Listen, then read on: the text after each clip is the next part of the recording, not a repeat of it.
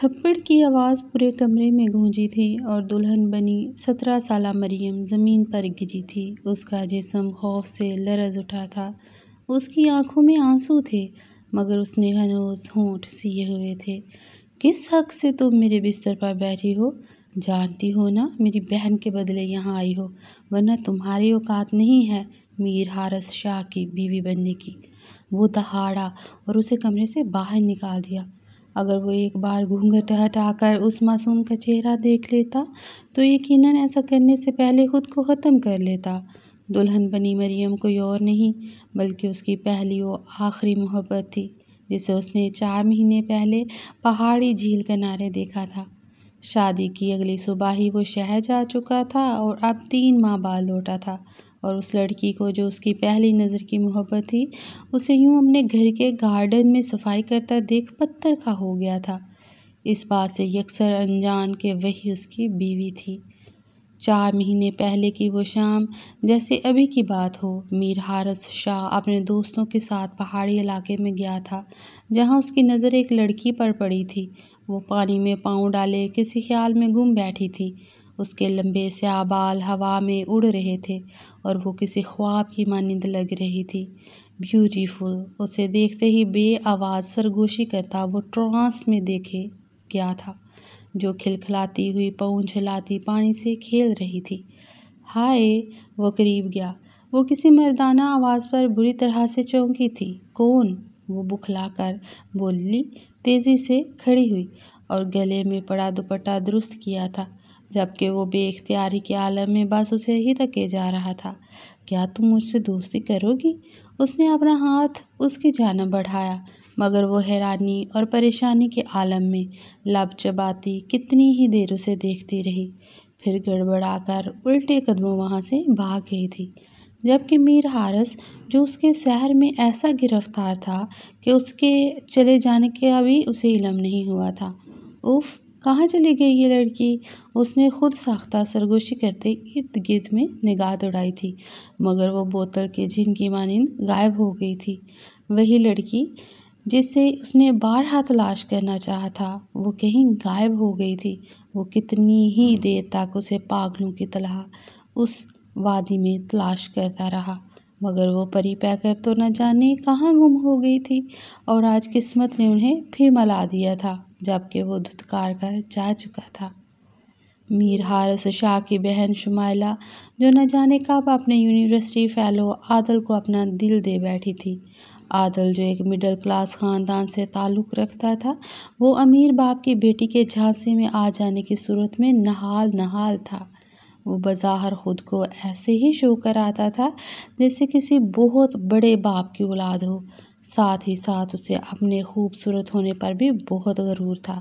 University کی ہر لڑکی اس کے پیچھے پاگل تھی، اور وہ تھا کہ کسی کو خاص بھاؤ نہیں ڈالتا تھا۔ ایسے میں شمائلہ جو اپنے گھر کے خاندانی رسم و رواج سے تنگ تھی، وہ اپنے خاندان میں شادی نہیں کرنا چاہتی تھی۔ ان کے یہاں لڑکیوں کی شادی خاندان سے باہر کرنے کا رواج ہی نہیں تھا۔ ذات سے باہر وہ شادی نہیں کرتے تھے۔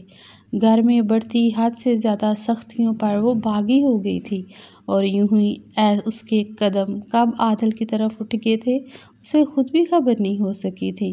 عادل جو پہلے ہی اس انتظار میں تھا کہ کوئی لینڈ لارڈ باپ کی بیوقوف سی لڑکی اس کے جھانسے میں آ جائے جس سے وہ اپنی مالی خواہشات پوری کر سکے، ایسے میں شمائلہ کا اس کی جانب راغب ہونا اس کی خوش بختی ثابت ہوا تھا۔ عادل، تم اپنے گھر والوں کو ہمارے رشتے کے لیے کب راضی کرو گے؟ وہ ہمیشہ والا سوال کر رہی تھی۔ کامن یار، تم ہر وقت شادی کے پیچھے کیوں پڑی رہتی ہو؟ ایک ہی تو زندگی ملتی ہے انسان کو، اسے پہلے کھل کر انجوائے کرو۔ وہ بامشکل لہجے کو مضبوط بنائے بے باکی سے بولتا اس کا ہاتھ تھام کر لبوں سے لگا گیا تھا۔ عادل، تم میری بات کیوں نہیں سمجھتے ہو؟ میرے بابا اور بھائی کو تم جانتے نہیں ہو، اگر انہیں ہمارے تعلق کی خبر ہو گئی تو وہ ہمیں زندہ درگور کر دیں گے مگر ایک دوسرے کا ہونے نہیں دیں گے۔ تم اپنے گھر والوں کو راضی کر لو گے تو ہم بھاگ کر شادی کر لیں گے۔ وہ بے بسی کی عروج پر تھی۔ یار، پہلے میری ڈگری تو مکمل ہو جائے، بابا ڈگری سے پہلے کبھی میری شادی کرانے پر راضی نہیں ہوں گے، اور ابھی تو میں خود باپ کے خرچوں پر ہوں، تمہارا خرچہ کہاں سے اٹھاؤں گا؟ تم خود سوچو ذرا، وہ تعسفی لہجے میں بولا تھا، مگر اس نے کچھ کہنا چاہا تھا۔ یار کوئی اگر مگر نہیں۔ اچھا تم بیٹھو، میں گھر جا رہا ہوں، دراصل مجھے شاپنگ پر جانا ہے، وہ ایک سٹائل سے بولتا اٹھ کھڑا ہوا۔ اکیلے جاؤ گے؟ وہ بھی ساتھ ہی اٹھ کھڑی ہوئی۔ ظاہر ہے اب بیوی تو بیٹھی نہیں ہے میری، جسے ساتھ لے کر جاؤں۔ وہ مسکرایا۔ توبہ ہے یار، میں تو ویسے ہی بول رہی تھی۔ خیر، کیا میں بھی ساتھ چلوں؟ عادل کی آنکھیں چمکی تھیں، وہ بھی تو یہی چاہتا تھا۔ ضرور، آ جاؤ، آج تمہیں بھی شاپنگ کرواتا ہوں، اپنی پسند کی۔ وہ جانتا تھا کہ شمائلہ کبھی اس کا احسان نہیں لے گی۔ ارے آ جاؤ یار، تمہارے ساتھ ٹائم سپینڈ کرنے کو مل جائے گا، یہی بہت ہے۔ وہ کمینگی کی انتہا پر تھا۔ شاپنگ مال کی روشنیوں میں چمکتے شو کیس اور برانڈز اسٹورز کے بیچ ایک نوجوان جوڑا ہاتھوں میں ہاتھ ڈالے گھوم رہا تھا۔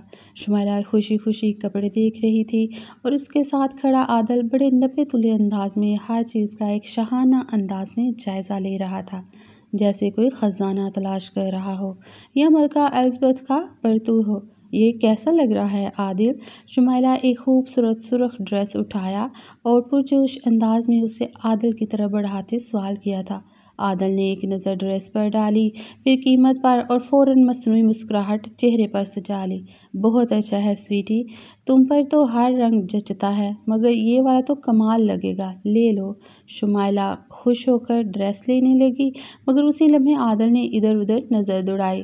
بس یہ دیکھ لو، بہت زیادہ مہنگا تو نہیں؟ وہ نرم لہجے میں بولا، مگر اندر ہی اندر ڈر بھی لگ رہا تھا کہ کہیں شمائلہ پیسے دینے سے انکار ہی نہ کر دے۔ شمائلہ نے مسکرا کر کریڈٹ کارڈ نکالا اور کاؤنٹر پر رکھ دیا۔ عادل کے چہرے پر ایک شیطانی چمک آئی۔ اسے اسی لمحے احساس ہوا کہ شمائلہ کے پاس کافی پیسہ ہے اور وہ اسے خوب استعمال کر سکتا ہے، لیکن وہ نہیں جانتا تھا کہ اس کی قسمت آج ہی بدلنے والی ہے۔ عادل مزے سے اپنے لالچ کی تسکین کر رہا تھا کہ اچانک ایک کرخت دار آواز سماعتوں سے ٹکرائی۔ شمائلہ! شمائلہ کے ہاتھ سے شاپنگ بیگ تقریباً گر پڑا اور اس نے کانپتے ہوئے پلٹ کر دیکھا۔ سامنے ایک دراز قد مضبوط جسم والا نوجوان کھڑا تھا اور اس کی آنکھوں میں غصے کی آگ بھڑک رہی تھی۔ یہ شمائلہ کا بھائی تھا، میر حارث شاہ۔ یہ کیا ہو رہا ہے؟ حارث کی آواز گرجدار تھی۔ بھائی، وہ میں بس شاپنگ کر رہی تھی۔ شمائلہ کا چہرے کا رنگ اڑ چکا تھا۔ اس کمینے کے ساتھ؟ حارث کی نظریں عادل پر جمی تھیں، جو گھبراہٹ میں مسکرانے کی کوشش کر رہا تھا۔ جبھی حارث یکدم طیش میں اس کی جانب بڑھا۔ بھائی پلیز تماشا مت بناؤ، شمائلہ جلدی سے بولی، مگر حارث کو تو جیسے سنائی ہی نہیں دے رہا تھا۔ تماشا؟ یہ لالچی تجھے الو بنا رہا ہے اور میں خاموش رہوں؟ حارث نے ایک جھٹکے سے عادل کا بازو پکڑ لیا اور اسے بری طرح کھینچ کر قریب کر لیا۔ چل میرے ساتھ، وہ گرایا اور عادل کو گھسیٹنا شروع کر دیا۔ او بھائی، آپ غلط سمجھ رہے ہیں، میں تو بس… عادل نے صفائی دینے کی کوشش کی، مگر حارث نے اس کی ایک نہ سنی۔ پورے مال میں لوگ رک کر یہ سین دیکھ رہے تھے۔ عادل کی عزت کا جنازہ نکل چکا تھا۔ وہ بے بس ہو کر کبھی شمائلہ کی طرف، کبھی لوگوں کی طرف دیکھ رہا تھا، مگر کوئی اسے بچانے نہیں آیا۔ حارث بھائی چھوڑیں اسے، شمائلہ چلائی، مگر حارث نے ایک بار بھی پیچھے مڑ کر نہیں دیکھا۔ بھائی پلیز، کیوں تماشا بنا رہے ہو؟ اپنی نہیں، کم از کم میری عزت کا خیال کرو، لوگ دیکھ رہے ہیں، زمانہ باتیں بنائے گا۔ وہ رو کر گڑ گڑا کر التجا کرنے لگی۔ حارث نے عادل کے منہ پر ایک گھونسا رسید کرتے پیچھے دھکا دیا تھا۔ آئندہ میری بہن کے ارد گرد نظر آیا تو کاٹ کر تیرا گوشت چیل کووں کو کھلا دوں گا۔ وہ گھرا کر بولتا شمائلہ کی کلائی تھام کر کھینچتا ہوا وہاں سے نکل آیا تھا۔ حارث شاہ طیش میں گھر میں داخل ہوا تھا اور شمائلہ کو دھکیلتے ہوئے اندر حویلی کے ہال میں دھکا دیا تھا۔ ابو، دیکھیں آپ کی بیٹی کیا کہہ رہی ہے، یہ یونیورسٹی کے بہانے آپ کی عزت کا جنازہ نکال رہی ہے۔ شمائلہ خوف سے کانپ گئی، اس کے دل کی دھڑکنیں تیز ہو گئی۔ وہ اپنے والد کے سخت طبیعت کو اچھی طرح جانتی تھی۔ حارث کے غصے سے بڑے الفاظ سنتے ہی اس کے والد میر داؤد شاہ، جو کہ ایک باوقار اور اصول پسند شخصیت کے مالک تھے، کرسی سے اٹھ کھڑے ہوئے۔ یہ کیا شور مچا رکھا ہے حارث؟ داؤد شاہ کی بھاری آواز پورے کمرے میں گونجی۔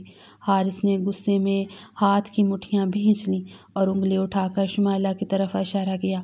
ابو، یہ آپ کی بیٹی یونیورسٹی کے نام پر ہمیں دھوکہ دے رہی ہے۔ آج میں نے اسے ایک غیر لڑکے کے ساتھ مال میں رنگ رلیاں مناتے دیکھا ہے۔ یہ سنتے ہی داؤد شاہ کی آنکھیں غصے سے سرخ ہو گئیں۔ کیا؟ انہوں نے شمائلہ کو تیز نظروں سے گھورا۔ شمائلہ کا رنگ فک ہو گیا، اس کے ہاتھ پیر کانپنے لگے۔ ابو، میں بس شاپنگ کرنے گئی تھی۔ اس کی آواز لرز رہی تھی۔ حارث طنزیہ ہنسا۔ شاپنگ؟ اور وہ عادل نام کا لڑکا جو تیرے خرچے پر عیش کر رہا تھا؟ یہ سب میں نے اپنی آنکھوں سے دیکھا ہے، اب کوئی بہانہ مت بنا۔ داؤد شاہ نے غصے سے ہاتھ میں پکڑا سگار زمین پر دے مارا تھا۔ شمائلہ کی آنکھوں میں آنسو آ گئے۔ وہ کچھ کہنے کی کوشش کر رہی تھی مگر الفاظ اس کے لبوں پر دم توڑ رہے تھے۔ ابو یہ کئی دنوں سے جھوٹ بول رہی ہے کہ یہ یونیورسٹی جا رہی ہے، مگر حقیقت میں یہ اس لڑکے کے ساتھ گھومتی پھر رہی تھی۔ داؤد شاہ کی برداشت کی حد ختم ہو چکی تھی۔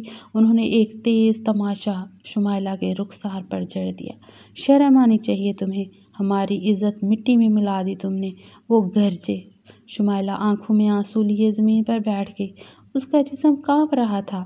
آج کے بعد یونیورسٹی جانا بند، جب تک میں خود تحقیق نہ کر لوں کہ وہاں تم واقعی پڑھنے جاتی ہو یا نہیں، تم اس گھر سے باہر نہیں نکلو گی۔ داؤد شاہ نے دو ٹوک فیصلہ سنا دیا۔ حارث نے فاتحانہ نظر شمائلہ پر ڈالی۔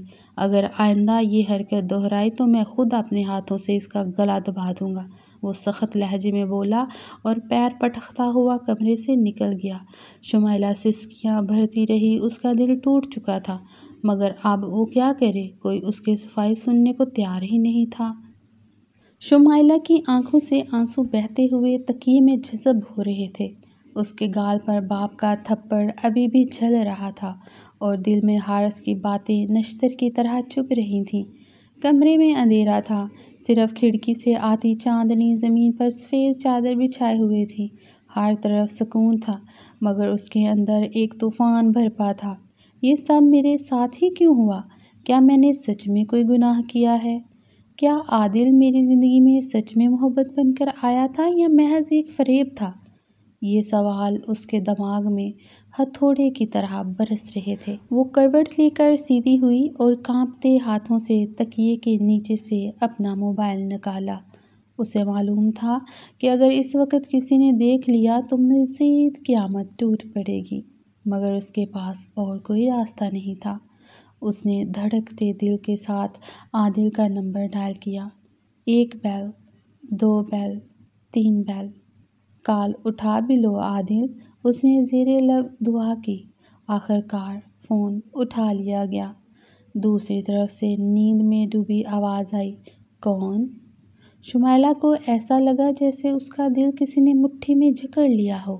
عادل، میں ہوں، شمائلہ۔ عادل کی سانس جیسے ایک لمحے کو رکی، پھر وہ بولا، کیا ہوا شمائلہ؟ یہ وقت ہے کال کرنے کا، سب خیریت تو ہے؟ شمائلہ نے ہونٹ کاٹ کر اپنی سسکی دبائی، پھر بے چینی سے بولی، عادل، جو ہوا تمہیں اس کا اندازہ بھی ہے؟ میرا بھائی مجھے بازار سے کھینچ کر گھر لے آیا، ابو نے تھپڑ مارا اور مجھے گھر سے نکلنے سے منع کر دیا۔ عادل ایک لمحے کو خاموش ہو گیا۔ اوہ، یہ تو بہت برا ہوا، مگر اب میں کیا کر سکتا ہوں شمائلہ؟ تمہاری محبت میں یہ سب سہ لیا میں نے، اب تمہیں ثابت کرنا ہوگا کہ تم بھی مجھ سے محبت کرتے ہو، وہ بے قراری سے بولی۔ عادل نے ایک لمبی سانس لی۔ کیا مطلب؟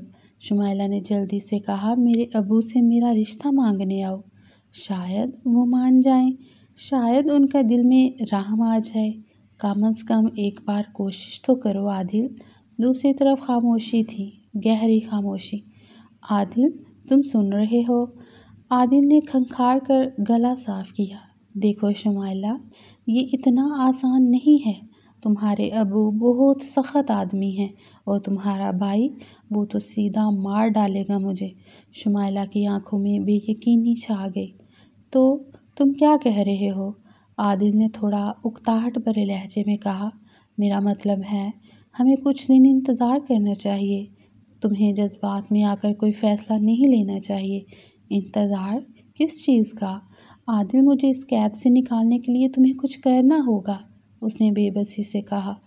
دیکھو، ابھی میں اپنے گھر والوں سے بات بھی نہیں کر سکتا۔ وہ لوگ اس وقت کسی اور چیز میں الجھے ہوئے ہیں۔ میں ایسے اچانک کیسے جا سکتا ہوں تمہارے والد کے پاس؟ شمائلہ کو جیسے کسی نے زمین پر پٹخ دیا ہو۔ اس کے خواب، اس کی محبت سب ایک پل میں بکھر رہے تھے۔ تو تمہارا مطلب ہے تم میرے لیے کچھ نہیں کر سکتے؟ عادل نے جھنجھلا کر کہا۔ یار، ایسا بھی نہیں ہے، بس مجھے تھوڑا سا وقت دو، میں کچھ سوچوں گا، لیکن ابھی نہیں۔ شمائلہ کی آنکھیں جلنے لگیں۔ اس کے دل نے پہلی بار سختی سے دھڑکنا چھوڑ دیا۔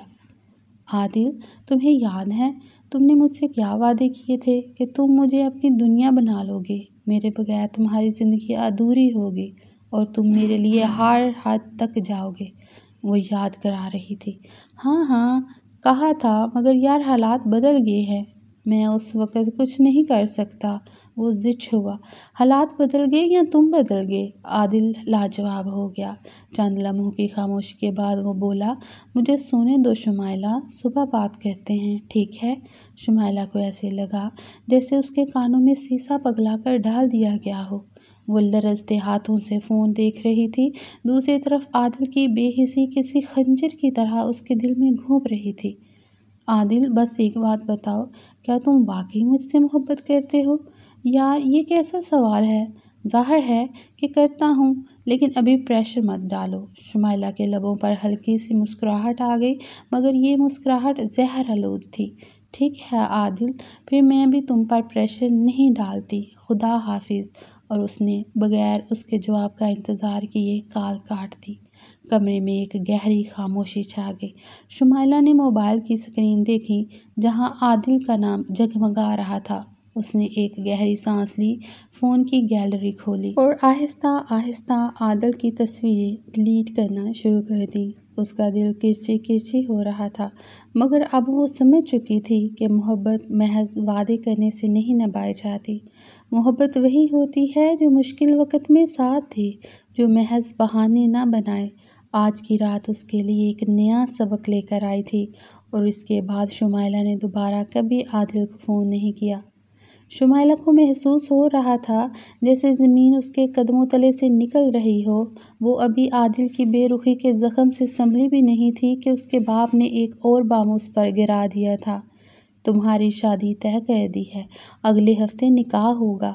یہ الفاظ شمائلہ کے کانوں میں کسی گونج کی طرح بج رہے تھے۔ وہ حیرت سے اپنے والد کو دیکھ رہی تھی، جن کے چہرے پر سختی اور سنجیدگی کے سوا کچھ نہ تھا۔ ابو، آپ یہ کیا کہہ رہے ہیں؟ اس نے کانپتی ہوئی آواز میں کہا۔ حارث، جو برابر میں کھڑا تھا، تیز نظروں سے اسے گھور رہا تھا۔ اب بھی کچھ پوچھنے کی ہمت ہے تم میں؟ شکر کرو ابو نے زندہ چھوڑ دیا، ورنہ تمہاری حرکتوں کے بعد تو مجھے لگتا تھا کہ… بس، اس کے والد نے غصے سے حارث کی بات کاٹ دی۔ یہ گھر کی عزت ہے، اور اب ہمیں اسے عزت کے ساتھ رخصت کرنا ہے۔ شمائلہ کا دماغ سن ہو چکا تھا۔ اس نے خوفزدہ نظروں سے حارث کو دیکھا، پھر باپ کو۔ ابو، کم از کم میری مرضی تو پوچھ لیتے۔ مرضی؟ اس کے باپ نے طنزیہ ہنسی۔ مرضی تب پوچھی جاتی ہے جب اولاد قابل بھروسہ ہو، لیکن تم نے اپنی مرضی سے کیا کیا؟ بازاروں میں آوارہ گھومتی رہی۔ اب تمہاری مرضی کی کوئی وقت نہیں ہے۔ شمائلہ کو لگا جیسے کسی نے اس کی سانس روک دی ہو۔ وہ کچھ بولنا چاہتی تھی، مگر الفاظ ساتھ چھوڑ چکے تھے۔ لڑکا کون ہے؟ آخرکار اس نے بامشکل پوچھا۔ علی حیدر، میرے دوست کا بیٹا ہے، نیک، شریف اور تعلیم یافتہ۔ اس کے ساتھ تمہاری زندگی اچھی گزرے گی۔ شمائلہ کے لب ہلکے سے لرزے۔ لیکن ابو، میں نے اسے کبھی نہیں دیکھا۔ بس، بہت ہو گیا۔ اس کے والد نے میز پر ہاتھ مارا۔ یہ نکاح ہوگا اور تمہیں اسے قبول کرنا ہوگا۔ اب میں مزید کوئی بحث نہیں سنوں گا۔ شمائلہ کا دل خون کے آنسو رو رہا تھا۔ شمائلہ سر جھکائے اپنے کمرے میں آئی اور دروازہ بند کر دیا۔ اس کی آنکھوں میں آنسو بہہ آئے تھے۔ اسے کچھ بھی سمجھ نہیں آ رہا تھا کہ کیا کرے اور کیسے کرے۔ پھر اچانک ایک خیال بجلی کی طرح اس کے دماغ میں لپکا، عادل۔ ہاں، وہی تو اس کا آخری سہارا تھا۔ اگر وہ اپنے والدین کو منانے کے لیے آ جائے، اگر وہ کچھ کرے تو شاید اس کی زندگی برباد ہونے سے بچ جائے۔ اس نے لرزتے ہاتھوں سے موبائل اٹھایا اور تیزی سے عادل کا نمبر ڈائل کیا۔ 1 بیل، 2 بیل، 3 بیل، مگر کوئی جواب نہیں آیا۔ اٹھا لو عادل، خدا کے لیے اٹھا لو، اس نے بے چینی سے بڑبڑاتے ہوئے دوبارہ کال کی۔ فون بجتا رہا مگر دوسری طرف سے کوئی رد عمل نہیں تھا۔ شمائلہ کا دل زور زور سے دھڑکنے لگا۔ اس نے تیسری بار، چوتھی بار، پانچویں بار کال کی مگر ہر بار صرف بیل ہی جاتی رہی۔ نہیں، عادل ایسا نہیں کر سکتا، وہ ضرور کسی کام میں مصروف ہوگا، وہ خود کو تسلی دیتی رہی۔ مگر ہر گزرتے لمحے کے ساتھ اس کی امید ٹوٹتی جا رہی تھی۔ بالآخر اس نے ایک آخری کوشش کرتے ہوئے وائس میسج بھیجا۔ عادل، براہ کرم میری بات سنو، میرے والد نے میری شادی طے کر دی ہے، وہ مجھے کسی اور کے حوالے کرنا چاہتے ہیں، پلیز کچھ کرو، مجھے اس جہنم سے نکالو، مجھے بچا لو عادل، میں تمہارے بغیر جی نہیں سکتی۔ میسج بھیجنے کے بعد وہ گھڑی کی سوئیوں کو تکتے ہوئے انتظار کرتی رہی۔ 5 منٹ، 10 منٹ، 20 منٹ گزر گئے مگر عادل کی طرف سے کوئی جواب نہیں آیا۔ آدھی رات تک اس کی آنکھیں دروازے پر اور موبائل کی اسکرین پر جمی رہیں مگر عادل کی طرف سے مکمل خاموشی تھی۔ شمائلہ کو اب محسوس ہونے لگا تھا کہ وہ محبت جسے وہ اپنا سب کچھ سمجھ بیٹھی تھی، وہ دراصل ایک سراب تھا۔ دن کیسے گزرا اسے پتہ ہی نہیں چلا۔ گھر میں مہمانوں کی آمد و رفت، شادی کی تیاریاں، ہر طرف ہلچل تھی مگر شمائلہ کے لیے سب کچھ ایک خواب کی مانند لگ رہا تھا، ایسا خواب جو حقیقت بن کر اس کی زندگی نکلنے والا تھا۔ وہ ہر لمحہ اپنے موبائل کو دیکھتی رہتی، ہر بیپ پر امید بندھتی مگر ہر بار مایوسی کا سامنا کرنا پڑا۔ عادل، تم کہاں ہو؟ تمہیں تو آنا تھا، تم نے تو کہا تھا کہ تم ہمیشہ میرا ساتھ دو گے، لیکن عادل نہیں آیا۔ اور پھر وہ لمحہ آن پہنچا جس سے وہ خوف زدہ تھی۔ نکاح کا وقت قریب آ چکا تھا۔ اسے تیار ہونے کے لیے کمرے میں بٹھا دیا گیا تھا۔ اس کے ہاتھوں پر زبردستی مہندی لگائی جا رہی تھی اور آنکھوں میں کاجل اتنی بے رحمی سے پھیرا جا رہا تھا کہ وہ خود کو قید میں محسوس کرنے لگی۔ یہ سب ایک ڈراؤنا خواب ہے، یہ سب جھوٹ ہے۔ پورا گھر روشنیوں سے جگمگا رہا تھا، مہمانوں کی چہل پہل، قہقہے، مبارکبادیں، ہر طرف خوشی کا سماں تھا۔ لیکن اس خوشی کے شور میں اگر کوئی چیز غائب تھی تو وہ شمائلہ کی ہنسی تھی۔ وہ جو اس گھر کی رونق تھی، آج ایک قیدی کی طرح اپنے کمرے میں بیٹھی تھی۔ رات کے پہر سب تیاریاں مکمل ہو چکی تھیں اور صبح کے نکاح کا انتظار ہو رہا تھا۔ شمائلہ تنہا اپنے کمرے میں بیڈ پر بیٹھی تھی۔ وہ بار بار موبائل کو دیکھ رہی تھی، شاید عادل کا کوئی پیغام آ جائے، شاید کوئی کال کر لے، شاید معجزہ ہو جائے۔ نہیں، وہ ایسا نہیں کر سکتا، وہ ضرور آئے گا۔ لیکن جیسے جیسے وقت گزرتا جا رہا تھا اس کی امیدیں مایوسی میں بدل رہی تھیں۔ اس نے کپ کپاتے ہاتھوں سے آخری بار نمبر ڈائل کیا۔ فون بجا اور پھر ایک سرد آواز آئی، یہ نمبر اس وقت بند ہے۔ شمائلہ کے دل کی دھڑکن لمحہ بھر کو رک گئی۔ بند؟ یعنی سب ختم ہو گیا تھا؟ شمائلہ نے ایک گہری سانس لی اور چاروں طرف نظر دوڑائی۔ کمرہ سجا ہوا تھا، دلہن کا جوڑا ایک طرف رکھا تھا اور سنگار میز پر زیورات جگمگا رہے تھے۔ اس کے لبوں پر ایک تلخ مسکراہٹ آئی۔ آج اس کے باپ نے اس کی قسمت کا فیصلہ کر دیا تھا۔ عادل نے اس کا ساتھ چھوڑ دیا تھا، اب اس کے پاس کوئی راستہ نہیں بچا تھا۔ شمائلہ اٹھ کر الماری کے پاس گئی اور ایک کاغذ نکالا، قلم ہاتھ میں لیا اور کپ کپاتے ہاتھوں سے لکھنا شروع کیا۔ ابو حارث، میں نے تمہاری عزت پر کوئی داغ نہیں لگایا، میں نے کبھی بھی تمہاری تربیت کو رسوا نہیں کیا، لیکن تم نے میری محبت کو جرم بنا دیا، تم نے میرے جذبات کو کچل دیا۔ میری امیدیں روند ڈالیں۔ میں جیتے جی تمہاری عزت پر بوجھ نہیں بننا چاہتی، اس لیے آج میں خود ہی اس بوجھ کو ختم کر رہی ہوں۔ امی، میں آپ سے بہت محبت کرتی ہوں، لیکن میں اب مزید زندہ نہیں رہ سکتی، مجھے معاف کر دینا۔ وہ کاغذ میز پر رکھا، پھر دراز کھولی اور اس میں سے سفید دوپٹہ نکالا۔ جیسے ہی دروازہ کھلا، پورے کمرے میں ایک چیخ گونجی۔ شمائلہ سفید دوپٹے کے سہارے پنکھے سے جھول رہی تھی، آنکھیں آدھی کھلی، چہرہ زرد، ہونٹ نیلے، اور نیچے وہ کاغذ جس پر اس کا آخری خط تھا۔ پورے گھر میں کہرام مچ گیا۔ حارث دیوانہ وار بہن کے پاس بھاگا۔ شمائلہ، اس کے والد صدمے سے زمین پر گر پڑے۔ ماں بیٹی کی لاش سے لپٹ کر بہن کرنے لگی۔ بارات کے ساتھ آئے لوگ دروازے پر ہی کھڑے رہ گئے۔ نکاح کا مقدس لمحہ ماتم میں بدل چکا تھا۔ شمائلہ جا چکی تھی ہمیشہ کے لیے۔ وہ خود کو یقین دلانے کی کوشش کر رہی تھی، مگر حقیقت کی تلوار اس کے دل کو چیرے جا رہی تھی۔ شمائلہ کی موت کو 2 دن گزر چکے تھے، لیکن حارث کے دل میں آگ لگی ہوئی تھی۔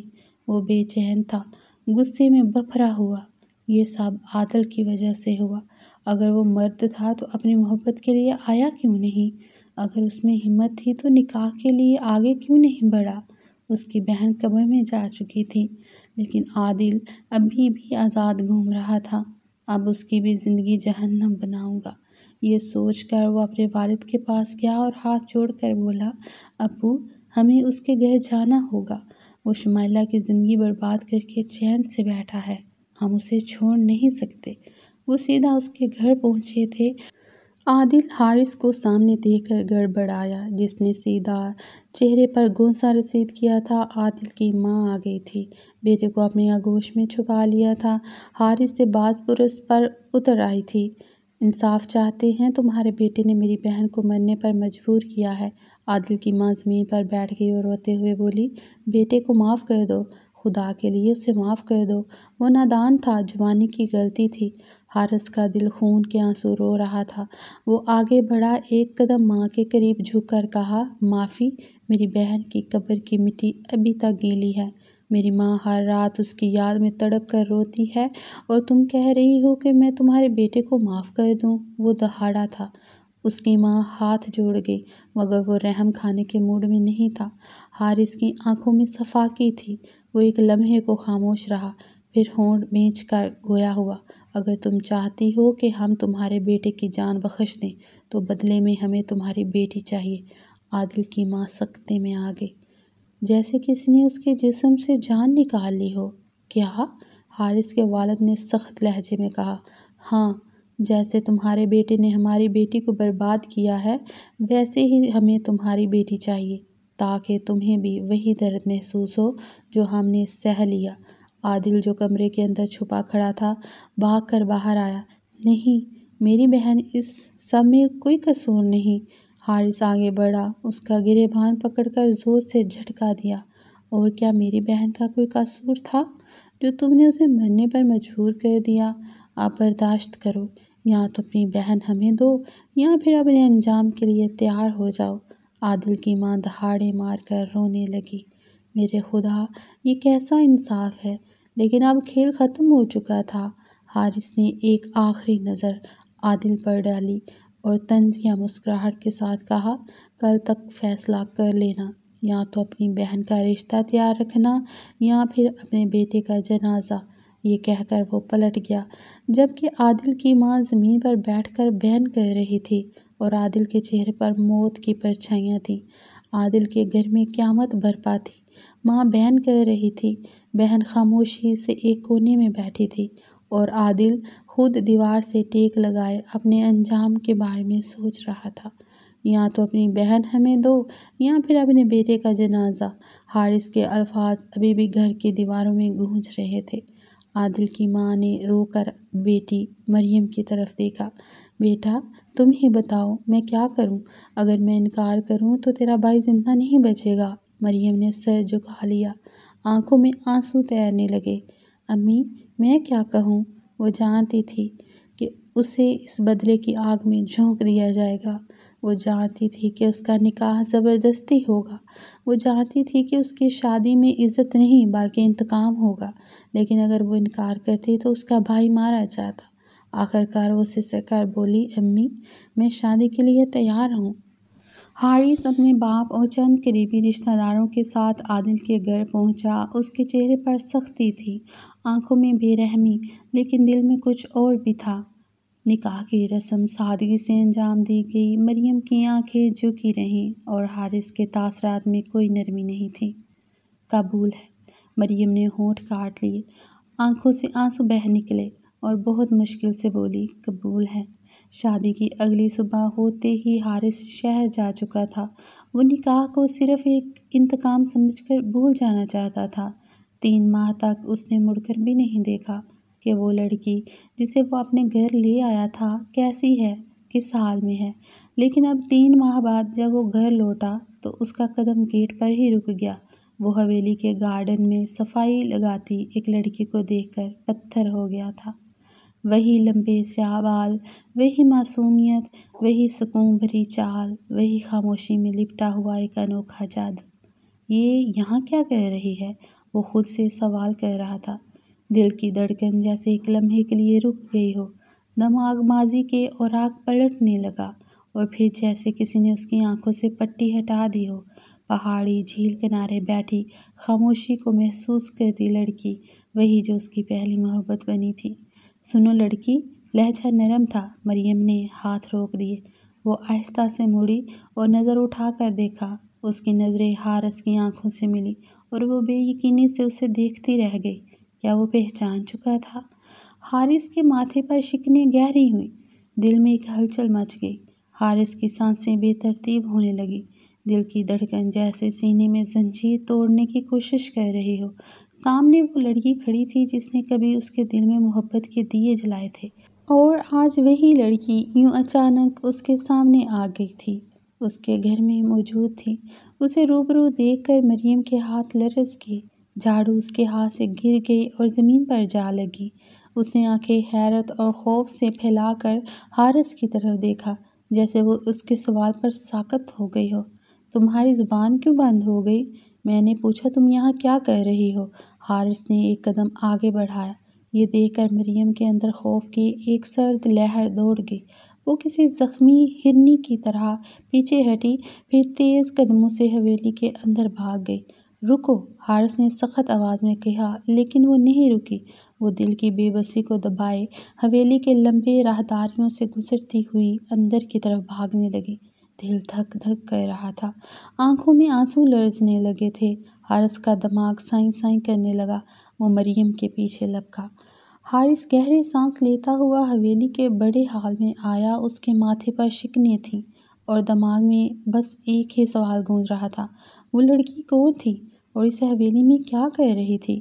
وہ اپنے کمرے میں غائب ہونے سے پہلے اس کی آنکھوں میں جو خوف تھا وہ حارث کو الجھا رہا تھا۔ وہ کیوں ڈر رہی تھی؟ وہ سیدھا اپنی ماں کے پاس آیا، جو ہاتھ میں تسبیح لیے صوفے پر بیٹھی تھیں۔ اماں، اس کی سخت آواز پر وہ چونکی۔ کیا ہوا حارث؟ انہوں نے حیرانی سے بیٹے کی پریشان حالت دیکھی۔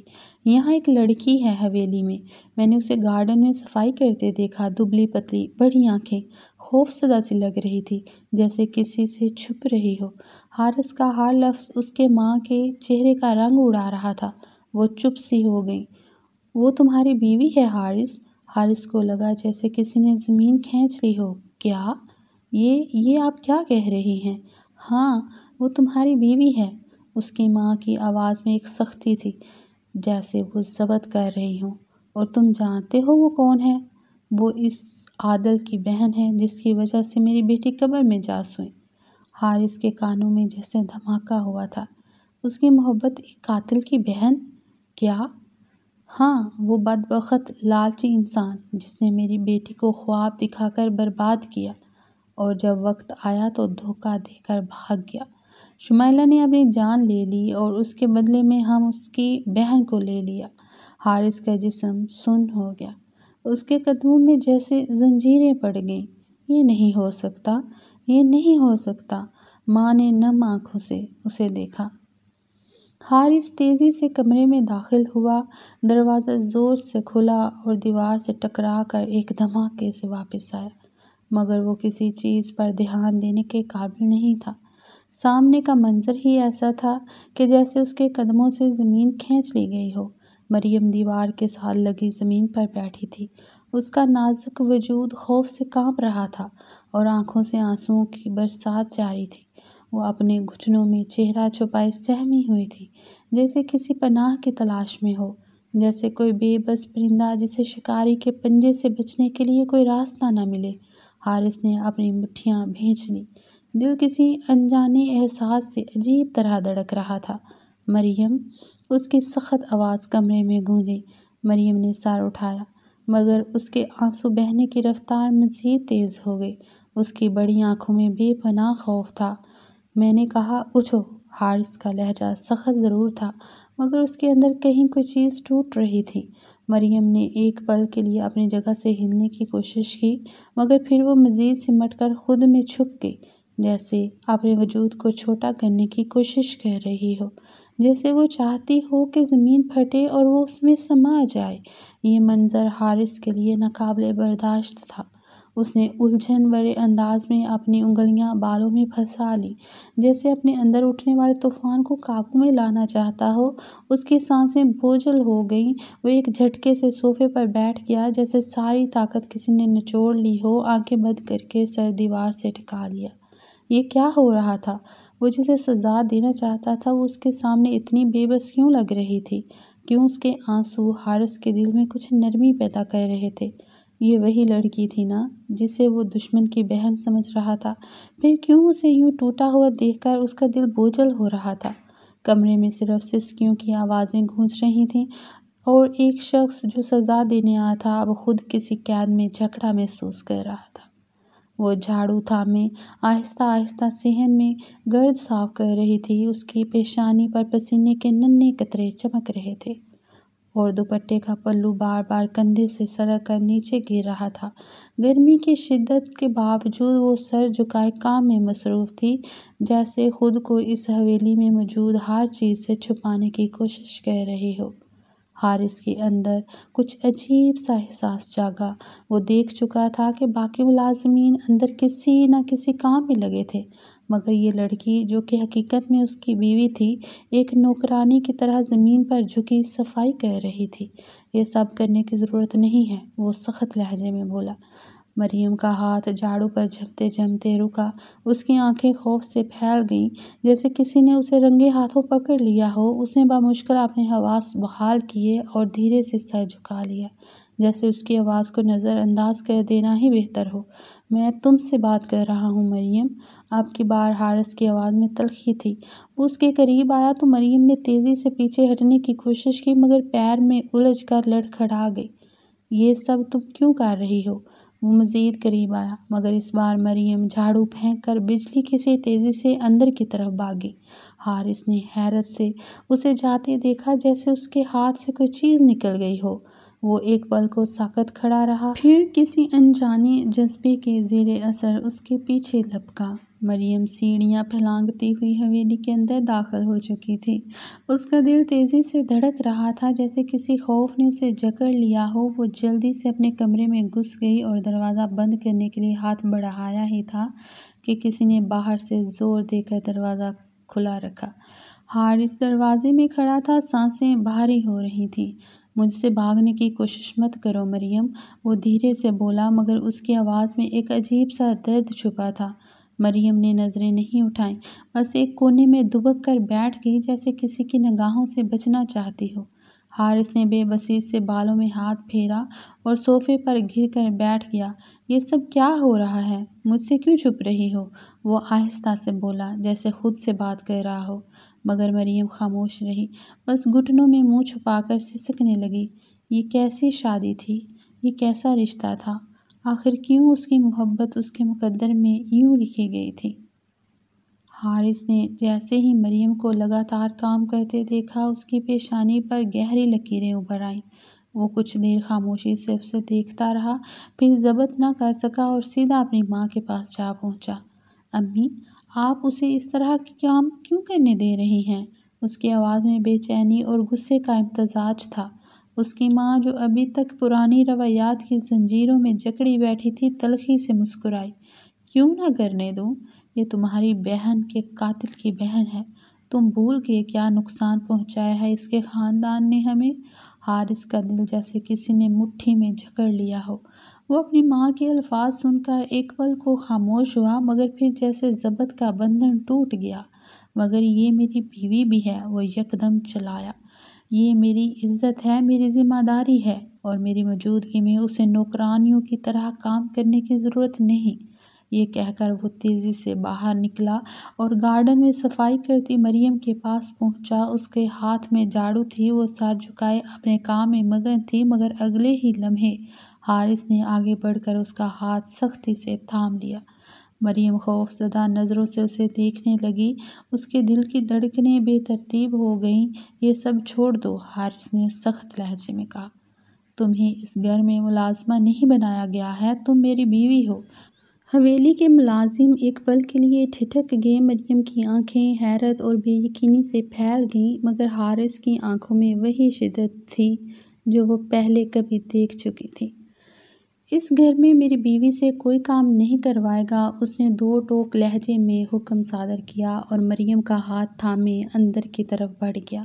پیچھے کھڑی اس کی ماں نے حقارت سے انہیں جاتے دیکھا، مگر اس بار حارث نے صاف کر دیا کہ مریم اب اس گھر میں کسی غلام کی طرح کام نہیں کرے گی۔ حارث کا ضبط کب تک رہتا؟ اس نے مریم کا ہاتھ سختی سے پکڑا اور تیزی سے کمرے کی طرف بڑھا۔ مریم کی نازک کلائیاں اس کی گرفت میں کانپ رہی تھیں، مگر وہ خاموشی سے اس کے ساتھ چلتی رہی۔ کمرے میں داخل ہوتے ہی اس نے دروازہ زور سے بند کیا اور ایک جھٹکے سے مریم کو بیڈ پر بیٹھا دیا۔ مریم نے سہمی ہوئی نظروں سے اس کی طرف دیکھا، مگر اس کی آنکھوں میں وہی سرد مہری تھی جو نکاح کے وقت تھی۔ حارث نے دونوں ہاتھوں سے اپنے بالوں میں انگلیاں پھیریں، جیسے خود کو قابو میں رکھنے کی کوشش کر رہا ہو۔ آخر تم اتنی بیوقوف کیوں ہو؟ وہ دہاڑا۔ کیوں خاموشی سے سب سہتی جا رہی ہو؟ کیا تمہیں کوئی احساس نہیں کہ میں…؟ وہ رک گیا، جیسے اپنے ہی الفاظ سے الجھ گیا ہو۔ مریم نے لرزتے ہونٹوں سے کچھ کہنے کی کوشش کی، مگر حارث نے ہاتھ اٹھا کر اسے خاموش کروا دیا۔ تمہیں پتہ ہے نا اس گھر میں تمہیں کس نظر سے دیکھا جا رہا ہے؟ پھر بھی نوکروں کی طرح کام کر رہی تھی۔ مریم نے نظریں جھکا لیں۔ مجھے اس سے کوئی فرق نہیں پڑتا۔ حارث کی مٹھیاں بھیج گئیں۔ مجھے پڑتا ہے، وہ غصے سے چلایا۔ میں نے تمہیں یہاں نوکرانی بنا کر نہیں رکھا، سمجھے تم؟ مریم کی آنکھوں میں آنسو چمکنے لگے، مگر وہ اب بھی خاموش رہی۔ حارث نے گہری سانس لی اور صوفے پر جا گرا۔ اس نے دونوں ہاتھوں میں تھام لیا، جیسے اپنے ہی اندر اٹھتے طوفان سے لڑ رہا ہو۔ میں نہیں جانتا تمہارے ساتھ کیا کرنا ہے مریم، مگر ایک بات سمجھ لو، اس گھر میں تمہیں کسی کے آگے جھکنے کی ضرورت نہیں ہے۔ مریم نے حیرت سے اسے دیکھا۔ کیا یہ وہی حارث تھا جو نکاح کے بعد اسے دھتکار چکا تھا، جو اس کے وجود سے نفرت کرتا تھا؟ وہ جانتی تھی کہ یہ جنگ ابھی ختم نہیں ہوئی تھی، مگر شاید کہیں نہ کہیں کوئی امید کا دیا جلنے لگا تھا۔ اگلے دن جب مریم نے خود کو گاڑی میں بیٹھے پایا تو حیرانی سے حارث کی طرف دیکھا۔ وہ خاموشی سے ڈرائیو کر رہا تھا۔ چہرے پر کوئی خاص تاثر نہیں تھا، مگر آنکھوں میں کچھ تھا، جیسے کوئی فیصلہ کر چکا ہو۔ ہم کہاں جا رہے ہیں؟ مریم نے ہمت کر کے پوچھا۔ حارث نے ایک نظر اس کی طرف دیکھا، پھر نظریں سڑک پر جمائے ہوئے بولا، دور، جہاں صرف ہم ہوں۔ مریم کے دل میں عجیب سی بے چینی ہونے لگی۔ وہ خاموش رہی اور کھڑکی سے باہر دیکھنے لگی۔ کچھ دیر بعد گاڑی ایک سنسان ساحل پر رک گئی۔ یہ جگہ خاموش اور پرسکون تھی۔ نیلے پانی کی لہریں ساحل سے ٹکرا کر پیچھے ہٹ رہی تھیں، جیسے کوئی راز کہہ کر پلٹ رہی ہوں۔ ہوا میں ہلکی سی خنکی تھی، مگر سورج کی روشنی سب کچھ سنہرا کر رہی تھی۔ حارث نے گاڑی کا دروازہ کھولا اور باہر نکل آیا۔ مریم بھی سست روی سے اس کے پیچھے چلنے لگی۔ وہ دونوں خاموشی سے ریت پر چلتے رہے جب تک کہ حارث اچانک رک نہ گیا۔ بیٹھو۔ مریم نے الجھن سے اسے دیکھا، مگر پھر خاموشی سے بیٹھ گئی۔ حارث بھی اس کے برابر بیٹھ گیا، نظریں سمندر پر جمائے ہوئے۔ یہ جگہ کیسی لگی؟ اس نے دھیمے لہجے میں پوچھا۔ پرسکون۔ مریم نے سچ کہا۔ حارث نے ایک گہری سانس لی اور نظریں اس پر جما دی۔ مریم، میں نے بہت کچھ کھو دیا ہے اپنی نفرت میں نے تمہیں تکلیف دی، تمہیں اپنے غرور کے پیچھے چھپا دیا، لیکن اب میں مزید جھوٹ نہیں بول سکتا۔